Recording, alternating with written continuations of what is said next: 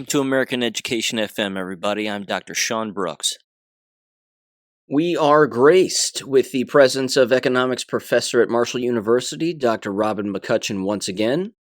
I'm glad she's back on, and we discuss the current state of the campus environment, certainly at Marshall, the health of the students and the staff as it relates to the jabs. It's not going so well as you might expect. We also discuss the state-centralized banking and how this basically involves states having their own banking system separate from the federal government and how this is the way forward. We also discuss a variety of other issues, like how the media is red-pilling people when normally in the past they would have never done that. And we discuss many other geopolitical issues as well. So give this a listen, and I'll catch you on Monday. Take care. The other day, I did my usual recon of driving around Miami University's campus on Monday at about high noon, and I counted 150 students walking around. That's it? That's it. And when I was a student here, there would be thousands walking around, and I mean thousands. It would look like an honest-to-God ant farm. Buses picking up students. Students packed into the bus stops, packed onto the buses. It is an absolute ghost town. Our campuses as well. And since you mentioned it the last time we talked, I've made a conscientious effort of looking down the diag to see how many students are out and about, because we have our student center sort of mid-campus on one side of the block. And that's where all the food kiosks are, and they've got a nice cafeteria there. And when I'm looking down campus at 11 o'clock or 11:30 in the morning, or even 1:30 in the afternoon, there's not very many people there. And yesterday was a gorgeous day.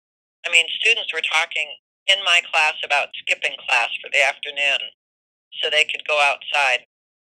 And so I made a point of being out there about 1:30 in the afternoon, and there were maybe a couple dozen students. The campus is empty. I don't know where the students are. Yep. But it's very vacant. On college campuses, when the weather gets warm, you know exactly what you're going to see. There's going to be dudes out in the front of their houses throwing a football. Girls are going to be getting some sun. People are going to be walking around. The whole thing, not the case. No. And where my building is, I'm on the corner of Hal Greer and Fifth Avenue, which is the far southwestern corner of campus. And if I look west down Fifth Avenue, all of the frat houses it's Frat House Road down that way. There's nobody out. No one. And they should be out there, like you said, tossing a football, playing out on the ground, playing some soccer. There's nobody there. I don't know where they are. How on earth are they, and by they I mean the university officials, how are they justifying the absence? I don't know. I don't know because I've not inquired. So I can't say that they actually know that there aren't a lot of students on campus. And our new president is so new to campus that I don't think it would hit him between the eyeballs when he looks out his window, because I think his window overlooks the inner diag of campus, which is more like a park area. I don't think it would hit him that there's not a lot of students out there. I mean, they've got to be talking to each other about it. They have to. Just the basic eyeball test. Yeah, I don't know. But I can tell you, let's see, this is week 8. Week 8 of the semester. And for the last 4 weeks, I have had student after student after student email me, I'm terribly sick. I've been sick for weeks. I'm going to the doctor. I'll bring you an excuse. And in fact, I said to my husband, not a week ago, I said, I can stand in the front of class and I can almost nail with 100% accuracy which students have been vaccinated twice, boosted twice, and so forth. And I'll give you an example. Just happened this week. One of the students in my 400 level class, she looked ill. Her face, the pallor of her skin was just gray. She looked like she was death wormed over.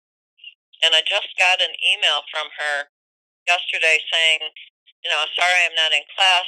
I'm real sick. I've been sick for weeks. I don't know what's wrong. I'm going to the doctor.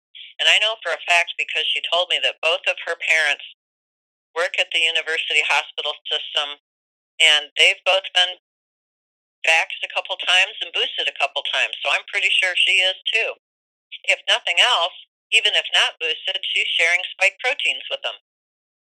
It's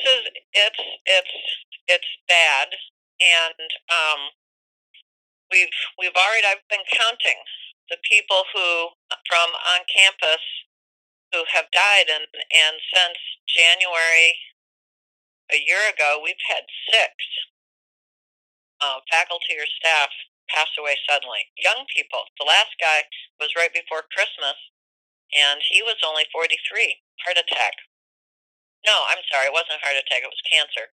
Wow. Stage 4 appeared suddenly. Guy's gone. Same thing with one of our secretaries. Her cancer showed up in May last year. So last year would have been 2022. So she was jabbed twice and boosted at least once. Stage 4 liver cancer. She lasted 6 months, maybe. The cancer diagnosis too. I mean, it's really amplified. These individuals go in, they're diagnosed with stage 3, stage 4. Weeks to months later, they're dead. Yep. Well, and our campus healthcare insurance company is jacking up the premiums by 25%. 25%. Nobody's making lots of money over there, so these anybody who has their insurance is really going to be sucking some lemons. Edward Dowd just came out. He's got a new book out. I don't remember the title of it. I haven't purchased it yet. But where he has been analyzing the Social Security mortality data, and he's been looking at the data that the Society of Actuaries is gathering, and they now have 4 complete quarters of excess death rates in the 40, 50, and 60%, and it's not going down. So this is all-cause mortality. It's not from COVID, and it started up, like Ed said, it started showing up in quarter 3 of 2021, right around that was when One America Insurance came out in January 2022, early January 2022, and said, hey, we've got this 40% excess death rate, and we don't know why. They thought it was because nobody, they didn't have enough jabs. But we only need, soon here we'll have the entire year of 2022 from the Society of Actuaries, and at some point they're going to say to all of their companies, insurance carriers, they're going to say, you have to start asking who's been jabbed and which one they got and how many they've had. And, they're not going to remain stupid for too much longer, or ignorant, maybe I should say, of what's going on here. It's just data, and there's only really one way to interpret it, and there's only one thing that changed in the middle of December 2020. So yeah, it's pretty clear as to what's causing it. Pretty clear to me. Yeah. And the whole died suddenly. That's the question you're not allowed to ask, right? I mean, and that's right out of Atlas Shrugged. You're not allowed to ask the question, what's going on? Well, I posed that question yesterday in class after a big build-up and some proofs and such, and I said, the question that nobody's allowed to ask is, when somebody dies suddenly, did they get the COVID-19 vaccine or injection or jab or whatever you want to call it? And the look on my students' faces was just precious. Oh, I bet. It was as if they had never thought of it before. I also had some nice clips that Jesse James sent me. One was the media montage about this is a threat to our democracy. Yeah. And he sent me another one that he had done way back in the beginning. I think it was episode 3, where he goes through the SMART technology, SMART, and I wove those two clips into my lecture, and the look on the students' faces, they were just dumbfounded. It was as if all of a sudden somebody ripped the wool off their eyes, and they're like, "Oh my God, I didn't realize what was going on."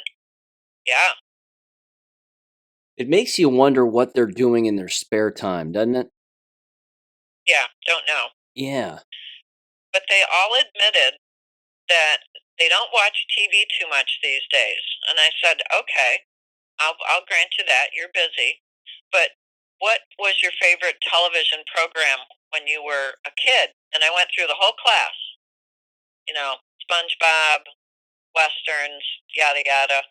And I said, don't you find it interesting that these shows are called programs? And they just kind of looked at me, and I said, you've been programmed. And that's when the ice broke. Yeah. And we were covering, we started with the Smith-Mundt Act of 1946, and I had them write on the board the bullet points, and then I had them summarize, and they finally dragged their brains around to the fact that this act was put in order to um, tell the media, the press and the radio and whatever TV stations there were at the time, that you have to tell the truth to the American people. And the reason they did it was because they had seen what Joseph Goebbels and Hitler had done in Germany by commandeering the media. And there's only one message, and you're not allowed to contradict the message. So then we get around to the modernization of the Smith-Mundt Act in 2013. And I said, in a word, what did this act do? And they said it repealed the first one. I said, and what does that mean? They were like, all bets are off. Lie your asses off. I said, yeah. And I said, do you remember on Monday when I said, what if everything you've ever learned is a lie?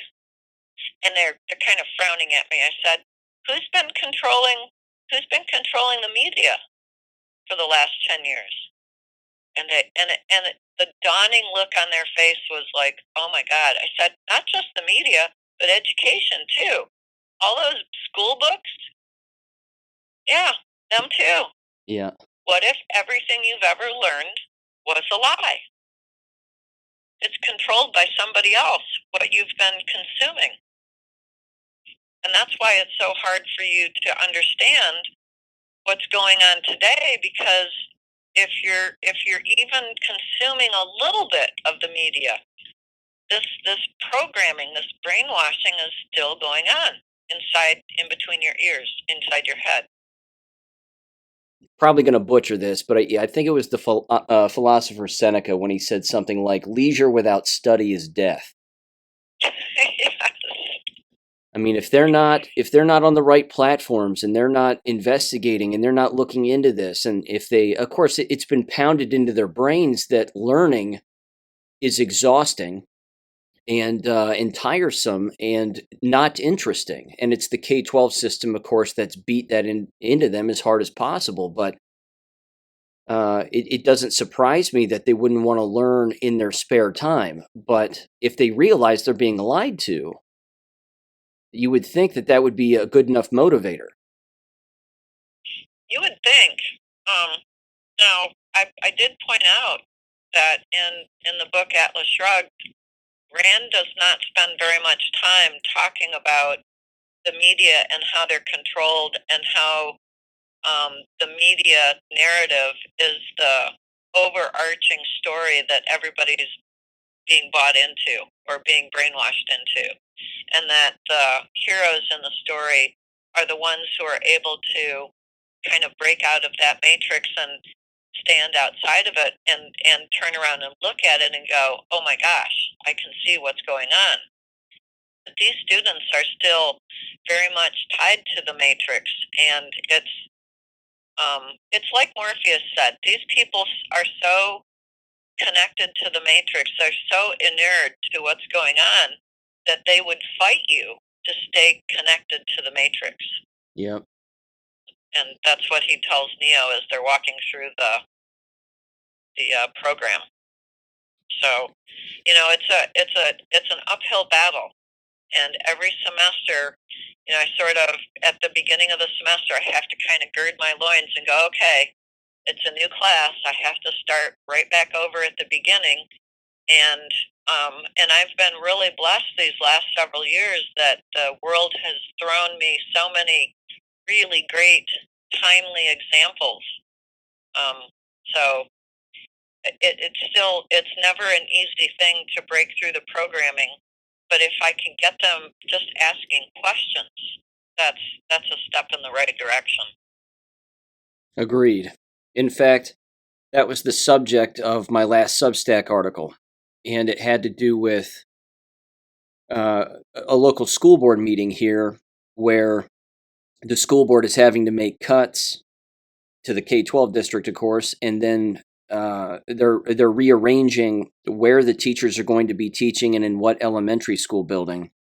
And in that board meeting, you hear the wails of the public and the parents and the people allegedly representing the teachers, and they're saying, we can't do this. This is going to impact everybody's mental and emotional health, in particular children. How are they going to get over this? And I mean, they're screaming and yelling.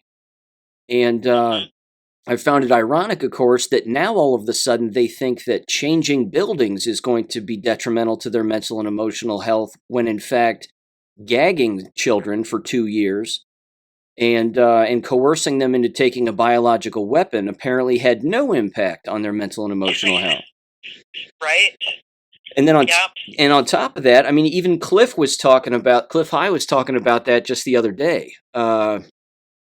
Because he puts out a lot of audio stuff on his Substack too, but he was talking about that very same thing. Ironically enough, just the wailing and the emotional outbursts that you're going to hear from people, and how this is the Matrix slipping through their fingers. Yes. There's the emotional component. Oh yeah, absolutely. Yep. I want to get back to the jabs just briefly, because you mentioned a couple of things that triggered my memory on this, but. You mentioned you had a student who, again, just looked gray and looked older and, of course, not well. There was that, of course, is very real when it comes to the jabs. And there was a post on Great Awakening I read the other day that I meant to read on the show, but I'll just bring it up here. And it had everything to do with that. It was a woman who was divorced and from her husband, of course, and she hadn't seen him in approximately 5 years, and their son, who is older, lives closer to the father than the mother, and she hadn't seen him in at least 2 years. But they both came over to visit, and she told them both back in 2020, 2021, don't take the shots, they'll kill you. And again, having not seen them in years, they came into her house, and she goes, they both took the jabs. She didn't, but the two guys did, and she said they looked unrecognizable. She said the husband was where he used to be, again, bigger and strong, and youthful and exercised. He looked thin, gaunt, was losing most of his hair. That was never a problem in the past. And he was talking about all of his health problems, but wasn't making the connections. And then the son was basically in the exact same situation. He looked gaunt. He had this gray tint about him. She said, that the visible physical impact that this is having on people is undeniable. And what's interesting, I think, is that it doesn't seem to be happening with everybody, and certainly not at the exact same pace. Yes. And then there was this, and this just happened this morning. I just got this text message from a contributor to the show here, and they send me a great deal of information. And she's a good friend. She lives out in New Mexico. She said that her nephew, who is in, I believe, elementary school, who is not jabbed, was in the nurse's office, and the nurse called the ambulance for her nephew because of an irregular heart rate. Oh man. And she started asking me, do the spike proteins shed on people? Yeah. And yeah, the answer is yes. And then I linked her up with that supplement nattokinase, if I'm not mistaken. I have some of it at my disposal, but it apparently removes a lot of the spike proteins. And she said that they took him in the ambulance to the hospital, and they were going to hook him up to EKGs and do all the heart monitor tests and stuff. But I'm telling you what, these school environments are poisonous for 1,000 reasons. Oh yeah. And Yeah. if you've got 80 to 90 to 100% of the people working there jabbed, then that's not good for anybody. Well, I in my from my own experience, this semester has been even more tough than the fall semester. Um, and within a day of the semester starting, um, let's see, after the first day, I again had a bloody nose, and I knew, I just knew in my heart that it was because I had left my office door open, and there were a lot of people coming and going down the hallway, and in my imagination, I could just see the clouds of spike proteins, and so I increased the N-acetylcysteine. I doubled it, and I take it morning and night now, whereas before I was just taking it in the morning. And I doubled up on my ivermectin, and I changed where I stand in my last class, because that's the one where the classroom is the smallest, and I realized that I was standing next to people who were jabbed.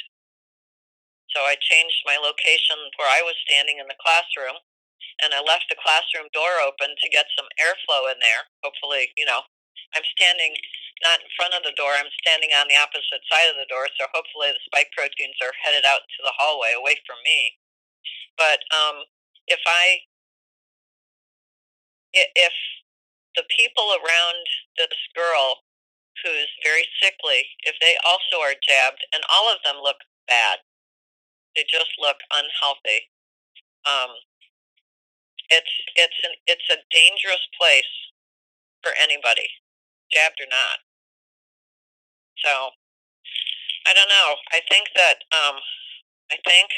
what we're going to see in the coming months and years is more disease, more death, more destruction, just more. And we have to be on our toes. We have to be always proactive about keeping our own selves healthy and staying away from people who are jabbed as much as possible. And that's hard to do if you have to teach face to face and you have no other option. It's not going to get any easier or any better, not for a little while, anyway. It's interesting too that you mentioned the proximity thing. I think I have no evidence basically that the spike proteins and everything travel in the air, so to speak, but I'm certain it's electromagnetism. That if you're next to someone whose immune system is irregular or even amplified in a negative way. Of course, our own immune systems, even the unjabbed, we make spike proteins. So my guess would be is that again, by being around them and being close to the jabbed, that's amplifying your immune system and your spike proteins that your body already makes, and then that's Hmm. that's what's causing that immune response. It's entirely possible. Yeah. At some point, someone will do some real scientific research, and they'll probably say, "Oh yeah, this is electromagnetic." But I can tell you that the first 3 weeks of class, I was standing in very close proximity to where this young woman was sitting. She and her friends, and I'm sure because they all looked they all looked horrible, and they've been missing a lot of class. And when I finally connected all the dots, that's when I shifted my position away from them and to the other side of the classroom, and I left the classroom door open. And like I said, I jacked up my N-acetylcysteine. I've actually jacked up the glutamine and glutathione that I take, and I have been continually taking the ivermectin morning and night. And I just, every day I'm thinking I just need to get to the end of the semester so I can get away from these people. They have no idea what they've done. These university They environments, it's awful. Absolutely awful. No, they have no clue. I came across an article just this morning that said that 80% of the blood supply is contaminated with spike proteins. Oh, I'm sure it is. Yeah. I read an article the other day. Some scientist on a lark threw some leeches in some vaccinated blood, and 3 days later the leeches were dead. Wow. I was like, well, there you go. Good Lord. It was like, let's just see what happens. Wow. Even leeches don't like it. Even the leeches are dead. Oh, if we'd only known this. Honest to God. Ugh. So anyway, yeah, it's campus is weird, and so here's some more anecdotal evidence. So I'm certain, I am absolutely certain that I'm the only person in my entire department that was not jabbed at all. And I've spoken before of one of the professors who, after the first 2 jabs, refused to get any more. He is now, this is now 18 months later, and he looks gaunt. And that's tough for him to do because his complexion is very dark. So it's sort of a dark grayish color. Right. There's no lift in his feet. There's no light in his eyes. He's on campus very little. He looks ill. There's no other way to put it. We've had in our department, we've had people who are young who have bone diseases that they shouldn't have, and they're jabbed. We have a young woman in our department who's, I know she's at least twice jabbed, and she has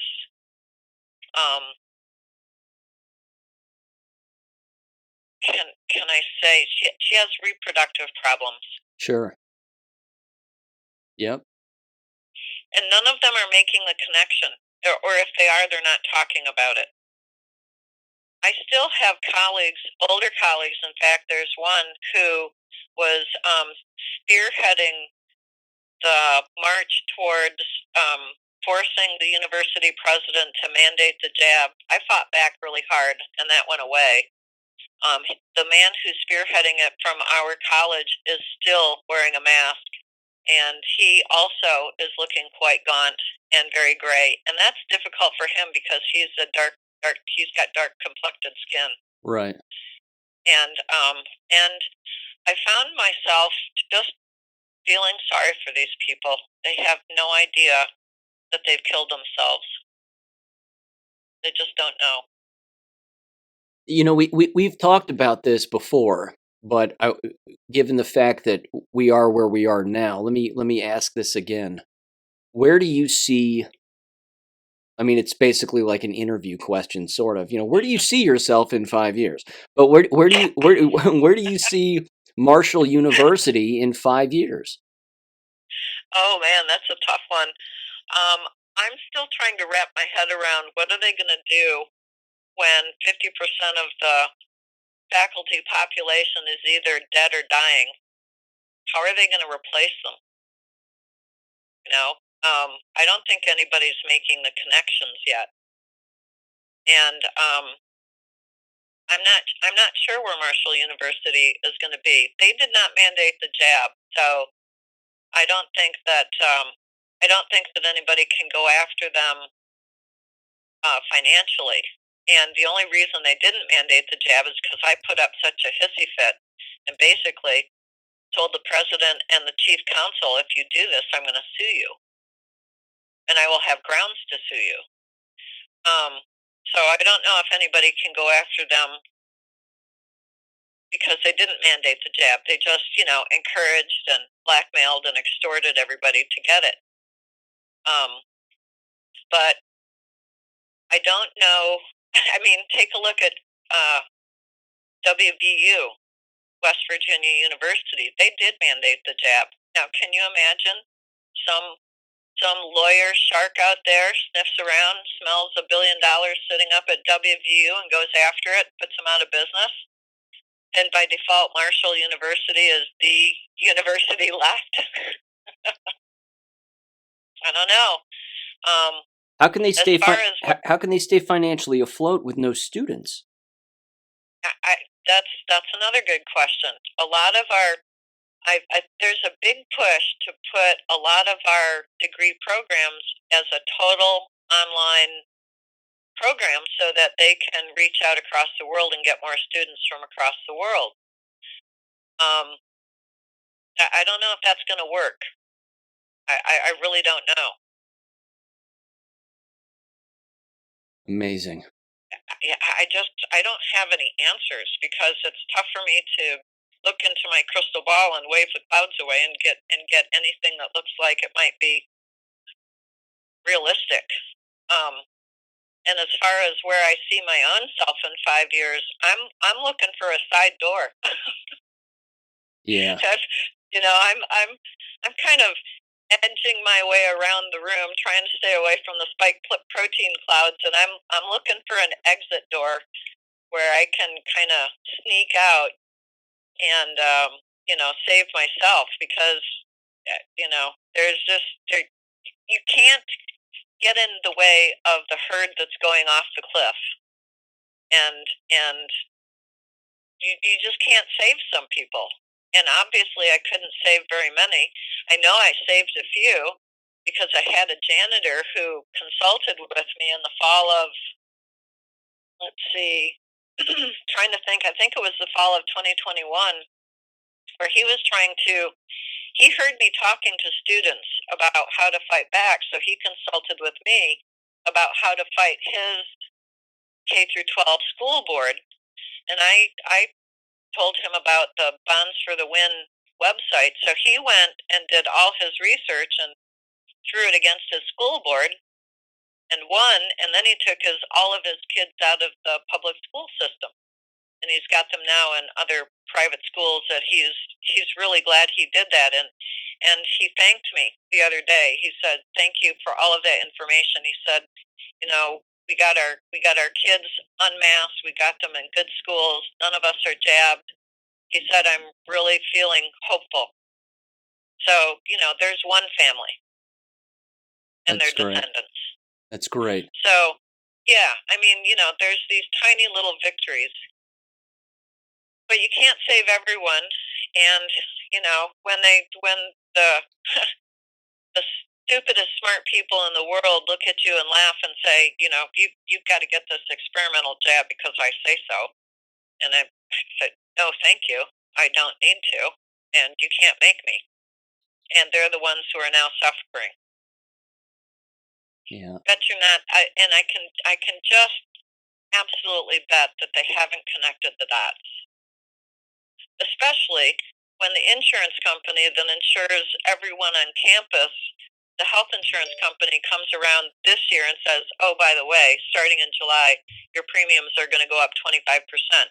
Well, I can imagine why, because they've had hundreds of people now using up all of their insurance. At what point are they going to say, "Wait a minute, did you get jabbed? How many times? When did you get? Which one did you get? What batch was it? Oh, we're not going to cover you for all of these all-cause diseases because we know the jab is, the impetus for all of these adverse effects." It's long COVID. Right. Not fade. Yeah. Not vaccine induced AIDS. No, not that. It's the variants. Not that. That's right. Unbelievable. Yeah. So I don't have any answers. I'm just looking around to see what can I do to save my own self at this point, because I can't save the university. I can't save anyone else. I can only save myself at this point. Yep. Well, I'll tell you what. In that same vein, let me ask you this then, and we can discuss this a little if you're interested. The World Health Organization, of course, in their pandemic treaty, which I'm sure you're familiar with. They of course are meeting this week and ratifying this totalitarian, whatever you want to call it.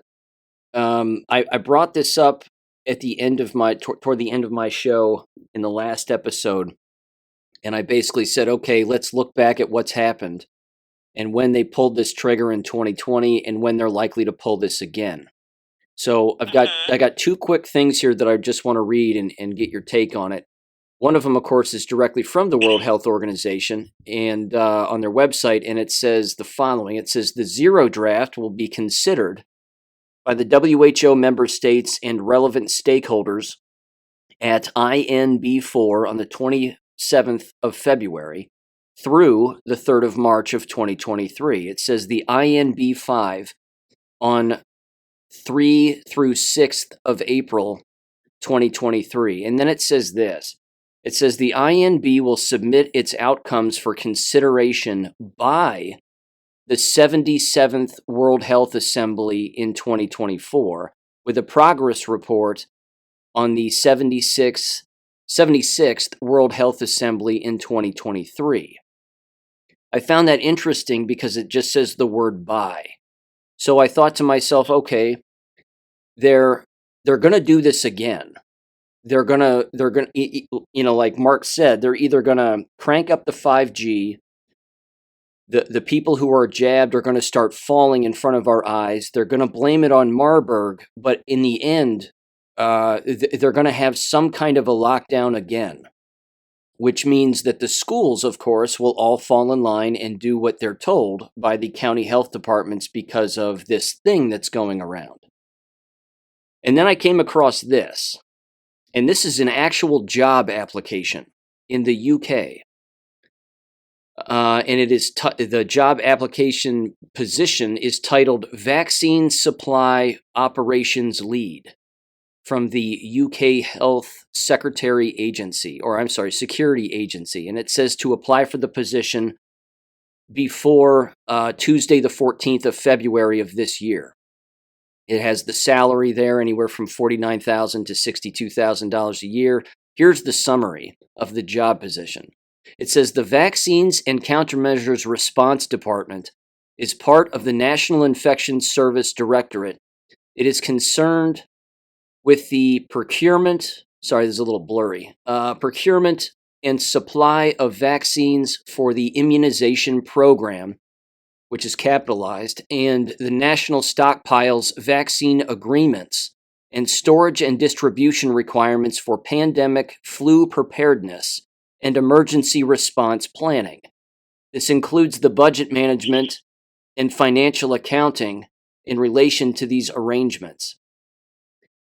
Down at the bottom of this description, for the sake of brevity here, it says the role of the Vaccine Supply Operations Lead is a new post to support the operations, providing accurate and timely reports for a range of stakeholders during what is expected to be the UK's largest vaccination program, which will be delivered at pace, and will be a key ministerial priority. It says the role will be directly responsible for the daily operational management of all COVID-related products, their timely distribution across the UK, Crown dependencies, and overseas territories.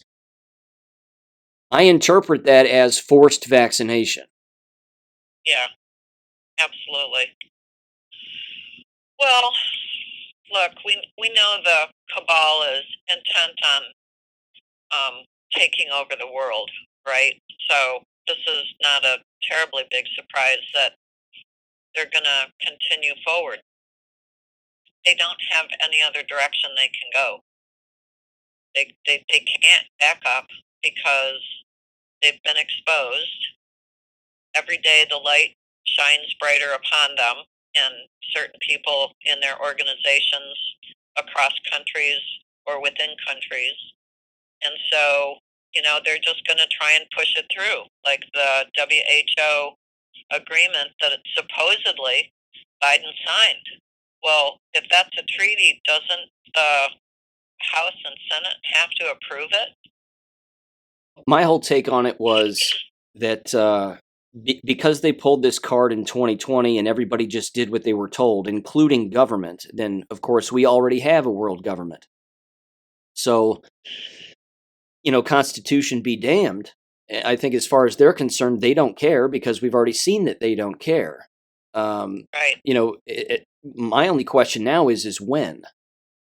Because in 2020, they pulled it at a very interesting time regarding the education profession because they utilized spring break as sort of their jumping point. And they said, well, a lot of people are already on spring break, and then this happened, and now we'll just do online education and then summer break, and then we'll figure it out in August and September. Right. But look at what happened. I mean, after COVID, I'm going to put it in quotes, went flying through, and we know that viruses don't really exist. We know the COVID was a bioweapon. It was manufactured. Then what was the next thing that came out? Delta, right? And then they tried Omicron. And last year in the fall, they were trying to hype up monkeypox. That one, I was really curious to find out how our school was going to lock us down for monkeypox, because I was going to toss back up towards the president and the general counsel. Do you know how monkeypox is spread? Right. Are you certain you've got this down? Because locking us down for monkeypox sounds stupid. Everything that the deep state has tried has boomeranged on them. I just don't know how they can make this work when there's so many people even more awake now than there was 3 years ago in 2020. I think they're trying to throw wet spaghetti at a wall to see what's going to stick, and nothing is sticking. Their narrative is gone. They don't own even if they have the mainstream media, there are very few people who are still listening. So people are breaking out of their deep slumber, and they're looking around and they're saying, "Hey, what's going on?" Like my students just yesterday. Oh, well, that's really interesting. So I'm not sure how the WHO can pull this off. I don't think it's going to work. I think that at some point someone's going to say that Biden can't do this, that this is a seditious or treasonous act, and I think at some point that all bets have been off. I think all bets have been off for a while. I don't know how they can make this work. We've got what's going on over in Ukraine, which is, I've said it for a couple of years that Ukraine is the money laundering capital of the world. Little did I know, because I thought I was being funny, but little did I know that it really was true. And as soon as President Putin smashes it flat, then there goes their money laundering operation. But what are all these people who are grifting off of this going to do? Their money is gone. And even if they have U.S. dollars, it's not going to be worth anything. They'll be worthless. Yeah. So what are they going to do? Everything that they're trying, Sean, and this is the part that I find very interesting, is I'm watching all of this and I'm going, okay, well, maybe some of the stuff that's going on is just another little poke at the sleepers to awaken. everybody awakens at a different time with a different stimulus. If it wasn't the jabs that poke you awake, maybe it's Biden doing something unconstitutional. Yeah, and you're right. Not that they pay attention to the Constitution anyway. They sort of look at it as an irrelevant document that they're just going to stomp all over anyway. But I'm thinking somebody's watching them. Yeah. So, I'm having a really I'm having a really tough time trying to square all the corners on this one. Yeah. Because every time I look around, I see the deep state's next move being foiled. Like look at that train derailment in East Palestine, Ohio. Yeah. The there's I'm now hearing, and so grain of salt. I'm now hearing that the toxins that were on that train might have been bound for Ukraine so that they could use them to do some kind of mustard gas, bioweapon, toxic gas spill over there. And I'll tell you something. Mike DeWine has Ukraine ties dating years back. Yes, and didn't he sprain his ankle and now he's wearing a boot? Allegedly. Yeah. Allegedly. Yep. Right. And I just find it interesting that the Mike DeWine I saw on TV didn't look anything like the Mike DeWine I saw several years ago. Very similar, not the same person. Bone structure's different. There's so many things that I don't have solid, verifiable answers. All I have is a hunch. And my hunch is that a lot of what we're seeing the deep state try to get away with, they're not being able to do it. They're being foiled at a faster and faster rate. I'm sure you saw the Woody Harrelson Saturday Night Live blurb, the opening monologue, where he's saying and he's saying, I was sitting under a tree in Central Park, and I was reading the script for a new movie, and in the movie, big drug cartels buy up all the governments and all the media, and they get the governments to lock the people down, and the only way you can get out of your house is if you take their drug over and over and over. And he said, it's ridiculous. I'm paraphrasing. It's ridiculous. Who would believe it? I threw the script away. Well, by Sunday morning, the media is slamming him for being a COVID-19 conspiracy theorist. Yep, and not a single person laughed in that audience. I mean, he was taking a red pill, cramming it into their mouth, and then stepping on it. And there was absolutely nothing that they could do to escape it. Yep. So, at every turn, the deep state is desperate to keep the narrative going. I was listening. I was on Jesse's show a week ago, and I think it was Outcast who said, the media used to take a theme and kind of a pre-programming theme, and they'd run this theme for 10 years. And he said now they can't even run it for 10 days. The alternative media, like the part that you're playing, is we've got so many researchers out there that take whatever narrative the media is trying to hurl at us, and they strip it bare within hours. The media can't hold a narrative for more than a day. We're getting to the point where Cliff High said we would get to, where the media won't be able to hold a narrative for hours. So there's, I don't want to engage in hopium, but what my eyes are telling me is that there are other actors behind the scenes that are taking control or have taken control and are not allowing the deep state narrative to get very far at all. And just the fact that you and I are not locked up in a concentration camp, I'm sorry, 15-minute city with no exits, like Cleveland. Just the fact that there's so many truthers out there tells me that the deep state is not winning this. They're not winning, and they can't win, and they don't know how to win. All they know how to do, because they've been exposed, is to go forward. So what does the WHO do? They try to put together this pandemic treaty that will allow them to be a world government. It's not going to work, but it will keep waking people up. Yeah. And I think that's the whole point now, is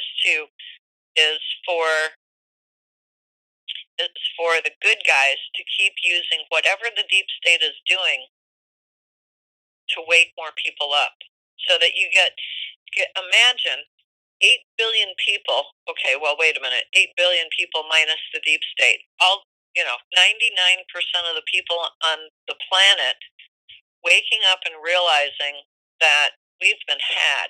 We've been flim-flam for centuries. And it's not going to work now, because we're using technology. We're using their technology that they invented against them to expose them in all areas of their lives. So I think this is going to end up good. I think that we are going to find ourselves in a different world where programming and brainwashing and indoctrination just begins to crumble away and fall by the wayside. I mean, we're going to have a different world. We're going to have a very much smaller government at the federal level. I'm sure you've read the Devolution series by Patel Patriot. Yes. Yes. And he had, even a year ago, he said, "Look, I'm not a Q follower. I haven't."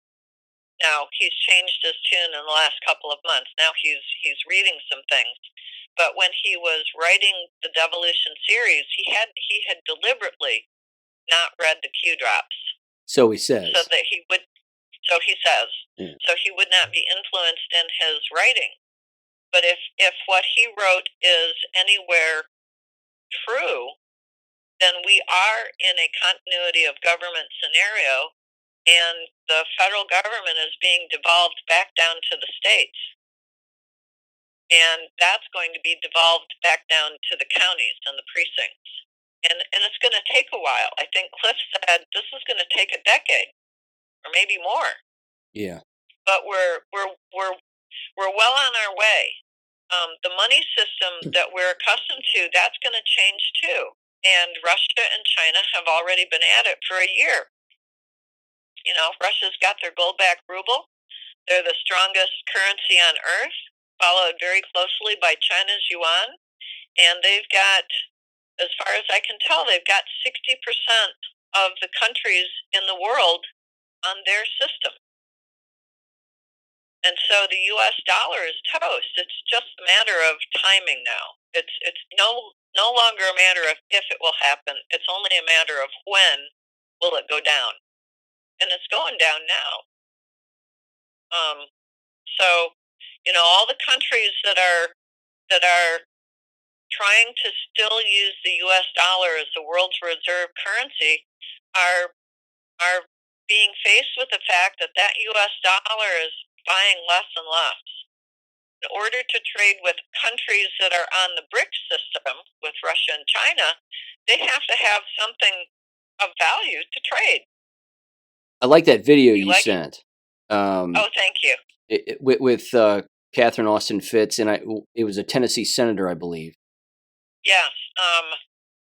It escapes me. Go ahead and describe that, because the state's central banking, I do believe, has to be the way forward. Oh yeah. The banking. So what they're doing in Tennessee, it's Senator Frank Nicely. What they're doing in Tennessee is they're setting up a bullion bank where the state will hold its own gold and back its own currency. And Frank Nicely just submitted a week or two ago to the Tennessee Senate SB 150, which proposes for Tennessee to have its own sovereign bank, so that the state of Tennessee will be its own sovereign country, which it is, or it was originally, before it became a corporation. And so they're going to devolve backwards, not backwards. They're gonna take themselves and be their own sovereign government with their own sovereign currency. And I would imagine that much like Utah and Wyoming and Nevada, they can use the goldbacks from Nevada goldbacks. They can have their own sovereign currency that literally has gold in it. And so that's going to free the state of Tennessee from being part of the Federal Reserve cabal. And states, I think North Dakota did not join the cabal. They've had their own sovereign bullion bank since 1919. They didn't go the same way everybody else did. Other states around the country are doing it as well. So, it's these little things that sort of fly so far under the radar that unless it pops up in front of your face, you don't see it. That makes me take another step towards there are things happening that the deep state cannot foil, nor can they stop. So the sovereign bank, the sovereign state bank, means that state, Tennessee, will not be part of the Federal Reserve System. They will have their own gold and silver bullion. Their currency will not be a Federal Reserve note. It'll be something else, a Tennessee Treasury or something gold-backed, and Tennessee will release itself from the Federal Reserve Bank matrix. And the thing that the senator said too, which is 100% accurate also, and is going to get real ugly, of course, is the legal fight. Because he openly said, look, there's going to be a ton of people that don't want that to be the case. Yeah, but how much power do they have? Right. Right? So we get back to he who has the gold rules. Well, the Federal Reserve note is nothing but a puff of air and some cotton. May as well use it as toilet paper at this point. So the deep state is losing power daily. And as people awaken to find themselves in this matrix and then extricate themselves out of it, day by day by day, the deep state is losing. Not only are they losing people out of the matrix, but they're going to be losing states out of the matrix. They're losing countries out of the matrix. They're going to be left with an empty bag. That they will have nothing. And they'll be the scourge of the earth because the alternative media will expose every single one of them. They won't be able to walk down the street. So there's stuff happening that you can see the visible actions. You just can't see the people behind them. If that makes any sense. It does. And tying back into the media aspect of it too. And I brought this up on my show, I think in the last episode, but there's no way that ABC and their entire apparatus would allow Michael Strahan to ask a jab-related question or imply that kind of question to Damar Hamlin. I don't know if you saw right? I don't know if you saw that interview between the two of them, but I mean, normally they would never even allow that question to be asked. He looks Exactly. Yeah, he looks point blank at him and says, so what did your doctors tell you about this? And they actually aired his response, which was a no response. I mean, it was a non-response, and it was the elephant in the room. They would never let that happen. Exactly. That's my point. Yep. Is there's all these little things. They're not big. They're not gigantic. They're not they're not shoved up in your face, but they're right there for you to see if you have the eyes to see them. If you have removed the scales from your eyes and you've lifted the wool off of your head so that you can see what's going on.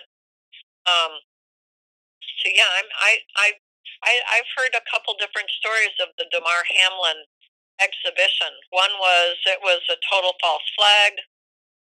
One was that it was real and he's really dead, and they found a ringer that, by the way, didn't have the same tattoos that the original Damar Hamlin had. I saw that for myself on pictures, and I thought, well, that's interesting. You couldn't even bring yourself to put the proper tattoos on this guy. For shame on you. Yeah. Yep. So yeah, it's these little things like this. And then let's see, today is Thursday, so Tuesday, I think it was, Savannah Guthrie left the Today Show in the middle of the show because she tested for a third time with COVID. You've got to in the middle of the show. No, I'm not kidding. In the middle of the show, she just never returned. And Hoda Khattab has been gone for a week, having tested again for COVID. So I'm expecting them both to show up on the show, maybe tomorrow or Monday with a boot on. No kidding. And I think that we can take these boots. I mean, how odd is it that all of these legislators have wrecked one ankle or the other, that now they're wearing an ankle boot? Yeah. That's just strange. What an odd coincidence. And in my day, if you twisted your ankle, you were on crutches. You weren't wearing a boot. Right. So, and I've broken my ankle a couple of times. I wasn't in a boot. I was in a cast on crutches. Right. Even a bad twist of the ankle, you wouldn't be walking around in a boot. That's ridiculous. That's the most stupid thing I've ever. My orthopedic surgeon would have the shudders. No kidding. That's a question question for Janda. You should ask him that. That's a good idea. Maybe I will. Yeah. So I think that I just, there's some odd things going on, and I'm just keeping my eyes open. I'm not getting my hopes up. That roller coaster of emotion is too frisky for me to get on. But I'm just watching. I'm watching what's going on in the world, and I'm filled with hope because I see things, like I said about the banking system worldwide. The Western central banking system is going to collapse. I mean, it's a breath away from dead. And isn't it odd that President Putin spent, I don't know, 5 or 6 months tiptoeing his way through Ukraine? He could have overrun the country in 6 weeks. I know. That's one of the, I know. That's one of the things that I think is absolutely hilarious to anybody who's actually believing what's on their television regarding all of that. Ukraine is the thumb of the entire body that is Russia.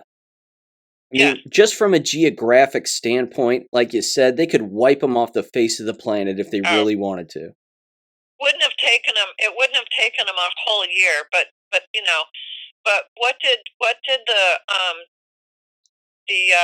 defense ministry from Russia do? They tiptoed their way through Ukraine. They invaded every single biolab there. They collected all the material, and now they can prove that the U.S. government has been funding all these bioweapons labs over in Ukraine. They can prove it. They have proved it. Yep. So, and for what did we hear for a year? We heard the mainstream media saying, yeah, Ukraine's got this. And I looked at that and I went, you guys are living on fantasy land. Ukraine doesn't got this. Ukraine is doomed. Russia's going to go in there and they're going to get rid of all the bioweapons labs. They've got all the evidence that the U.S. was doing this, and probably other countries from the Five Eyes. And they're going to prove to the world's people, not the governments from all the countries that the deep state has invaded, but they're going to prove to the people of the world just how evil this deep state is and what their plans were for the genocide of the world, and that's going to come out too. So at the end of it, Ukraine will be no more. The actor Zelensky, I don't know if the real Zelensky is still alive, but the actor is, now he comes out yesterday and he says to the United States, well, you're going to have to send your sons and daughters to die with us. And I'm thinking, you can shove that one right up your Ukrainian butt. Yeah. I'm trying to, That's, no, I sat, no, we're not doing that. yeah. But again, if that's what needs to be said to wake up another 5 dozen people out of their deep slumber, then that's what the actor is going to say. How about this one? Biden yesterday, let's see, yesterday's Wednesday. So Tuesday, Biden comes out and says, yeah, my nurse whispered things in my ear that I know she never learned at nursing school. What?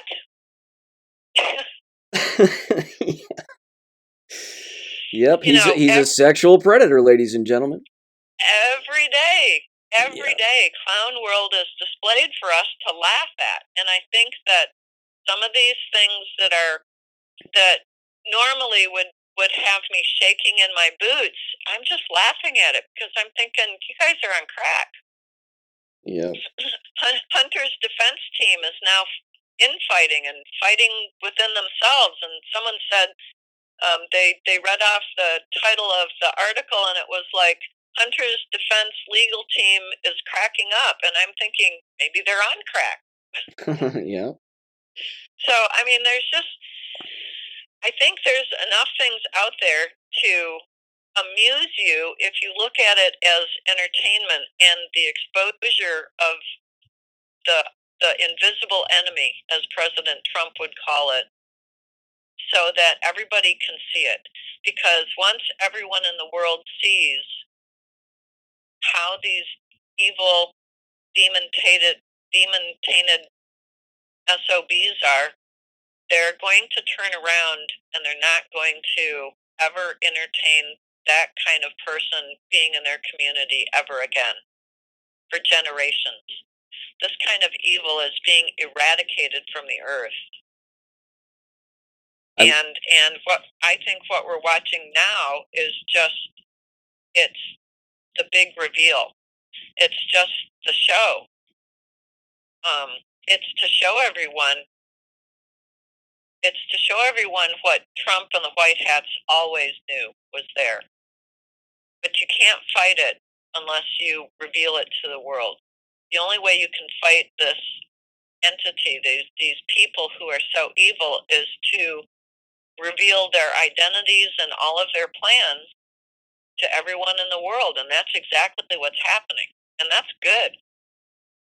You brought up an excellent example on Jesse's show about, you were describing the pyramid and the all-seeing eye, and you said basically if you remove a level below the all-seeing eye, then everybody below that is basically just running around like a chicken with their heads cut off. And what have we seen? Exactly. What have we? So I think, and I use the example of the all-seeing eye as being Satan, but whoever's controlling it, right? I think the Council of 300. I think the 13 families are gone. I think they're gone, body and soul, unless they flipped and are very contrite and are working with the White Hats. I think there are several levels that are removed, because now what are we seeing? We're seeing the level where all the giant corporations are being exposed for the evil entities that they are. We've been remarking to ourselves for the last 6 or 7 months about all the different food warehouses that have gone up in smoke, right? We've been, Tractor Supply was exposed as tainting chicken feed. The people in my neighborhood who have chickens have switched. They've switched from Tractor Supply to some other more natural chicken feed that they're getting right from the farmers. It's not Tractor Supply, and now their chickens are laying eggs again. So we've been seeing multinational corporations being exposed. Yep. Right? And so that's what needs to happen so that people will stop doing business with them and start and little by little, bit by bit, we're going back to the mom and pop shops, right? The people who are not going to poison their neighbors because they need them as customers. We're going to remove ourselves to communities that actually care about each other. Somebody said online the other day, they were talking about Cleveland that's advertising itself as a 15-minute city, and I said to myself, well, they can't really advertise themselves as a 15-minute concentration camp because no one would move there. But somebody else online said, well, we used to have 15-minute cities. They were called Small Town USA. Right. Right? Yeah. I mean, I grew up in a small town USA. You could walk down to the grocery store, on the way is the post office. Everything was within walking distance, but there weren't any walls, and nothing depended on your credit score, your ESG score. And that's, when we decentralize the big cities, that's what we're gonna go back to with the small towns. Also, something else that I found interesting is that Florida is now going after every single one of its universities, its state-funded universities, to have the university give them a line item of how they're spending their diversity, equity, and inclusion money. And then I'm pretty sure the next step is just to say, we're not going to fund that. Companies left and right are firing their diversity, equity, and inclusion staff. I think I was reading that there were several states, and I apologize, I did not write the states down, that are threatening their pension funds with, if you are going to invest our money in companies with ESG in it, we're going to take our money out. Yeah. So little by little, tiny itty bitty steps, but over the course of a year or two or three, they turn out to be pretty gigantic moves. People are being exposed to these plans that the deep staters had. Diversity, equity, and inclusion is going to go away. I'm waiting for Marshall to fire its diversity, equity, and inclusion staff. They could save a ton of money that way. No kidding. No kidding. In fact, that leads me to this, and I wanted to ask you this. I found this out yesterday from my dad via another retired Miami University professor who apparently is enraged by this, and rightfully so. And he's apparently going up the chain of command as much as he can, to even at the state level, to see if he can get rid of this. But I wanted to ask you if Marshall does this or does something close to it. Miami apparently, in all of their departments now, during the interview process, at some stage of the interview process, they ask the interviewee to sign a diversity, equity, and inclusion pledge. And if they don't sign it, then they don't move on to the next part of the interview. Wow, I have not heard of that being proposed. Seems completely illegal. Oh yeah, that totally violates all of EEOC, doesn't it? Yeah, I don't know. I know that the university's president, the one that we have now, is all in on this diversity stuff, and I'm just sitting back and I'm just watching. I'm just watching. I mean, they want to make sure that the student body is diverse. Well, that's a little hard to do if you get 85% of your students from the 5 counties around Huntington, West Virginia. Yeah. I'm just saying. Yeah. So if you're looking for different skin color, you're going to have to go somewhere else. Are you on the search committee for your department? Um, when we have need, yes. We haven't had the last bunch of people that we hired came in 2018, and that was pre the big DEI push. So no, we didn't have any of those kind of questions. And I would have put the hammer down on that one really fast. Said you can't ask these questions. It's Yeah. illegal. Do they So if you're going to ask these questions, I'm going to file some kind of paperwork to smack you over the nose with. do you know if they even have them uh, have new employees in any department? And again, maybe there's an email here just to inquire, but do they have any new hires engage in some kind of like I'm just thinking back to when I was an adjunct for a blink of an eye, but I had to watch a PowerPoint presentation and then sign off on this PowerPoint presentation that was basically a diversity, equity, and inclusion thing, and that was like 10 years ago. Oh wow. Well, I don't know. I'm not sure I'm not sure what they're doing. I mean, when I was hired, there was no PowerPoint presentation, and um, and if they had, I probably would have looked at them and said, "You can't ask these questions. It's Yeah, illegal." And okay, maybe I'm blowing my chance for a job here, but maybe I don't want to work here if you're going to be breaking the law right from the start. no kidding. So I don't know. I would have to very delicately inquire, but I don't want to say I don't think so because I could be wrong. Yeah. So No, I'll keep my eyeballs open. yeah. I know that Marshall and Miami are no longer in the same conference, so they may not do particular things the same way anymore. But yeah, this campus has gone straight to hell. I mean, there's no other way to put it. Well, Sean, they're designed as communist Exactly. utopias. That's Of course, right. it's going to go straight to hell. That's right. That's the only path that it can go. That's right. And I say, let them collapse. Yep. I just read, where was it? I was reading about a Christian school that embraced the LGBTQ community in December of 20. When did they do this? 2021. And they've lost all their funding. They lost the schools that supported them, and they've lost their donor base, and now they've got to shut their doors. And there you have it.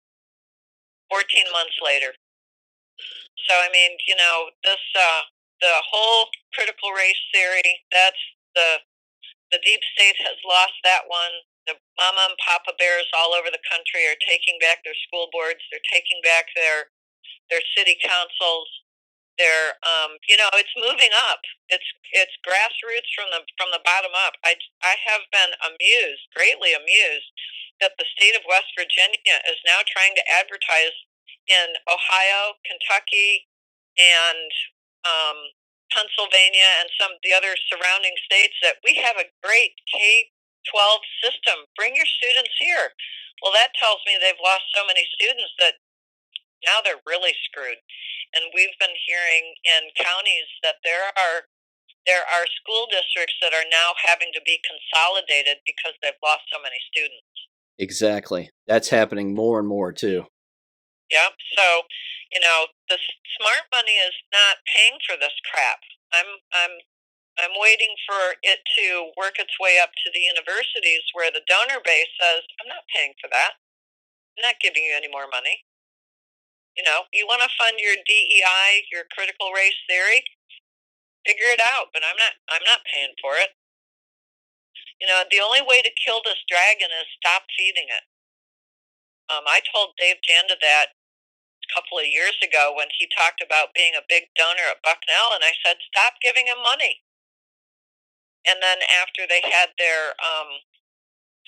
somebody from Antifa there, talking in the fall of, I think it was the fall of 2020, and that was it. That Dave stopped all of his money going to Bucknell and talked to other big donors. And I don't know how Bucknell is being funded now, but when I left there, they were looking at getting students with huge student loans. So they were looking at getting in on the federal student loan market to fund their progress, I guess is the way I want to put it. So the only way to kill this dragon is stop giving it money, stop feeding it, and if you really want to make a big difference on campus, laugh at them. No kidding. Yep, they need to be laughed at, no doubt. Yeah. So I mean, there's good stuff happening all over the place. You just have to sit back and look for it. Um, there is a software company that tracks college students' behavior. The software company is called Maxent, Maxient, and I learned this by reading the College Fix. This Maxent company is in 1,300 colleges and universities nationwide, and they're there to help the college or university, get this, manage student behavior by collecting their data and records about various things related to a student's conduct and well-being. Wow.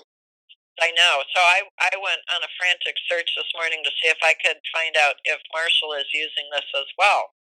But, we know that all these universities were using tracking software to track students when they came back to campus after COVID.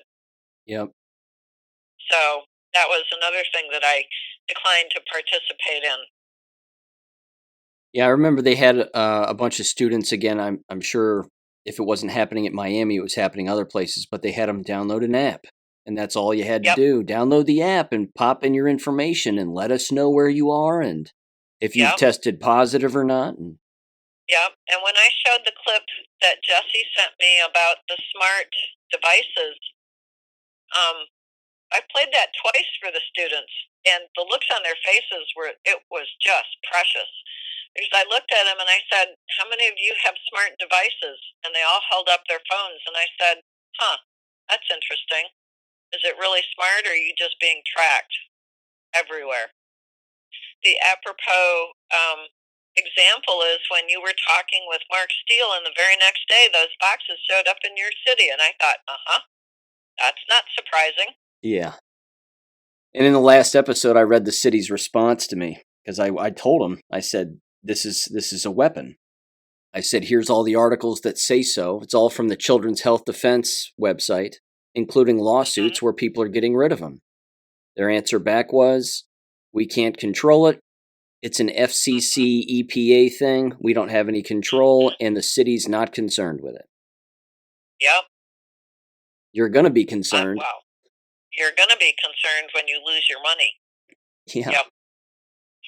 So, like I said, it's all good stuff. It really is. The deep state is going to whine and cry and moan and stamp their feet and throw their little hissy fits, and it's all going to be for naught because they cannot stop. Every time they do this, every time they act out, more and more people wake up. So they can't go backwards because they're exposed. All they can do is go forward at full throttle. And the faster they go, the more people they wake up. So they go faster and more people wake up. And pretty soon they're all going to be standing around going, "It's your fault. It's your fault. It's your." They're going to throw each other under the bus. Yep. We didn't say that. We didn't say that. Yes, you did. Yes, Yeah. you did. And I've got it on video. Yeah. Yeah. We've archived all of this offline. Yeah, so I think Cliff High was right. I think, it's going to take a little bit. He was talking about how the mainstream media was going to bite the dust, and I think he was talking about that in the fall of 2021. It's taken a little bit longer than I thought it should, but that's okay. It's still falling. So, more and more things are coming out in the open, and we're going to be finding out that it was the Department of Defense that actually manufactured the vaccines, because we've already found out that I think it was in court proceedings, and forgive me, I don't remember the lawyer who was prosecuting Pfizer, but Pfizer said, we didn't do it. We didn't commit fraud. We just delivered the fraud the government ordered us to do. I saw that. Yeah, So, incredible. a year ago, even 6 months ago, something like that would have been hushed up. And they can't hush anything now. There are a billion people out there that are now expert researchers, and the deep state just does not have enough resources at its command and control to overcome a billion people who are doing research and exposing everything that's going on. And that's why we win, because everything is going to be exposed. And when everything is exposed, when there are no secrets, when technology that the deep state created and invented so that they could control things is used against them, they lose. They're losing now. They've already lost. So it's a good thing.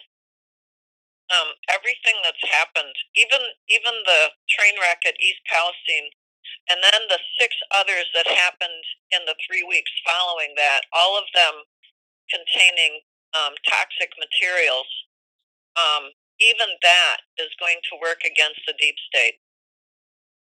Yeah. We're now sensitized. It's like being allergic to shrimp. You think you can eat the shrimp, you eat the shrimp, you get hives and you get real sick. Well, now you're going to be real particular about not eating shrimp. So we're all sensitized now, or a lot of us are. We're well sensitized, and other people are getting the same allergic reaction to the deep state, and you can't stop it.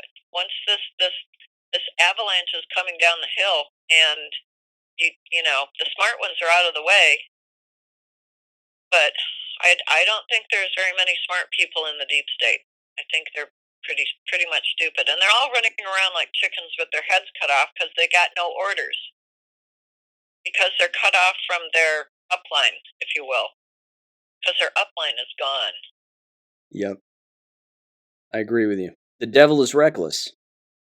Well, he is arrogant, and they sow the seeds of their own destruction every single time. So, I would say to people out there, just be prepared. Gather if you feel like you need to gather some foodstuffs. Gather some foodstuffs. Neighbor up. Learn who your neighbors are, who you can trust, who you shouldn't. Find out who's raising chickens. Make trade deals, and be of good cheer, because I think personally, I think God's got this, and I think that what is being revealed to us is, like I said to Jesse, it's like the scene in The Mummy with Brendan Fraser, where the mummy is trying to create this great big scary sandstorm, and then his attention is diverted by a kiss, and the whole sandstorm just melts. And that's what we're seeing now. That sandstorm is melting right in front of our eyes, and we're going to see that the reason that we feared these people is because they were able to hide in the shadows. Well, they can't hide anymore, and we're going to look around and see our neighbors and our friends and our relatives, and we're going to be standing shoulder to shoulder, and there's way more of us than there are of them. And we will see that there is absolutely nothing to fear. Thank you for listening to American Education FM. Make sure and check out AmericanEducationFM.com for more information. Take care and God bless.